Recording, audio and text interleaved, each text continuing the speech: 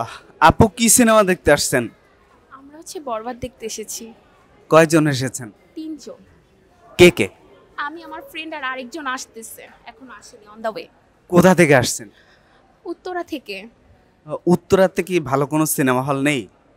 মানে আসলে আমরা হচ্ছে এখানেই পড়ি, তো তো ভাবলাম যে একেবারে দেখে যাই এখানেই। কোথায় পড়েন? আইউবিতে। সবাই কি মেয়ে ফ্রেন্ড আসছেন নাকি ছেলে আসছেন? ছেলে আসবে একজন, একজন ছেলে আর এই যে আমরা ৩ জন। ছেলেটা কি হয় আপনাদের? ফ্রেন্ড হয়, বেস্ট ফ্রেন্ড। বেস্ট ফ্রেন্ড, তিনজনের বেস্ট ফ্রেন্ড? হ্যাঁ, ৩ জন মানে আমাদের ২ জনের বেস্ট ফ্রেন্ড। আচ্ছা। তো বরবাদ সিনেমাই কেন দেখবেন, অন্য কোনো সিনেমা কেন দেখবেন না? শুনলাম যে এটার হচ্ছে অনেক হাইপ হয়েছে, তো আর কি এই জন্য দেখা।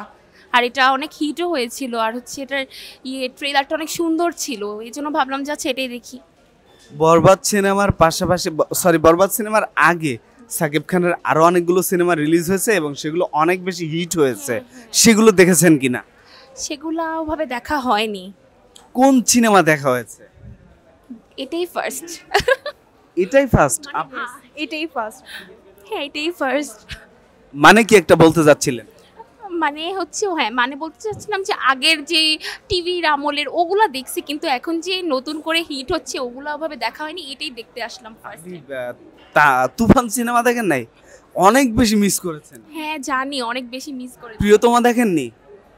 আই হোপ যে বলবো যে এটাও মিস করেছেন। আপনারা যদি চরকি বা এরকম কোনো অ্যাপের মধ্যে চলে যান তাহলে হয়তো এই সিনেমাগুলো দেখতে পাবেন। হ্যাঁ, দেখতে পারবো। তো সাকিব খানকে আপনাদের কেমন লাগে? খারাপ লাগে না, ভালোই লাগে মোটামুটি। যদি আপনাদের জীবনে এমন কোনো সুযোগ আছে যে সাকিব খানের সাথে সিনেমা করার অফার আসে, কি করবেন? সেই সুযোগ কখনো আসবে না। আমি বলেছি যদি যদি কখনো আসে। একটা জিনিস জানেন যে ইদিকা পাল যে সাকিব খানের সাথে সিনেমা করছে, ইদিকা পাল কখনো কি চিন্তা করতে পেরেছিল সাকিব খানের সাথে সিনেমা করবে? উনি কিন্তু সিরিয়ালের হিরোইন ছিল, সিরিয়াল করতো কলকাতায়, স্টার জলসা এরকম বেলাবেলা অনেকগুলো টিভি চ্যানেলে। তো ও কি কখনো ভেবেছিল যে সিনেমা করবে সাকিব খানের সাথে? সাকিব খানের পরেই কিন্তু তার কপাল ঘুরে গেছে, দেবের সাথে সিনেমা করলো, আবার সাকিব খানের সাথে করলো, আবার হয়তো দেবের সাথে করার জন্য প্ল্যান হচ্ছে। তো কার কপাল কখন ঘুরে যায় সেটা তো বলা যায় না। এমন সুযোগ যদি আপনার আসে তখন কি করবেন? সেটা তখন ভাববো, এখন জানি না, এখন কোনো কিছু ভাবতেছি না। আহ, এখন কোনো কিছুই ভাবছেন না? না, কোনো কিছুই ভাব। কারণ কি? কারণ নাই, এমনি। আপুর যদি সুযোগ আসে?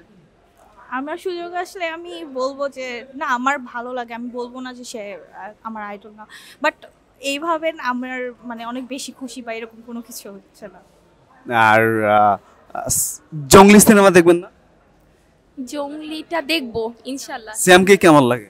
সিয়ামকে ভালোই লাগে। আফরান নিশোকে কেমন লাগে? আফরান নিশোকে তো অনেক ভালো লাগে। আমি তো ফার্স্টে চেয়েছিলাম যে দাগিটা দেখতে, কিন্তু আমার ফ্রেন্ডসরা বলছিল যে না, বরবাদটাই দেখবে, তো দাগি কিন্তু নাটকের মতো হয়েছে।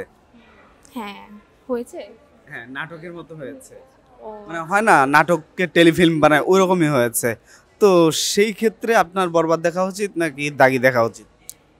আই থিঙ্ক বরবাদটাই দেখা। মানে সাকিব খান তার নিজেকে এত ভেঙে চুরে অ্যাক্টিং করেছে যেটা বলার মতো না, কিন্তু আপনার নিশ্চয় যেভাবে নাটক করতো ঠিক সেম অ্যাক্টিং করেছে।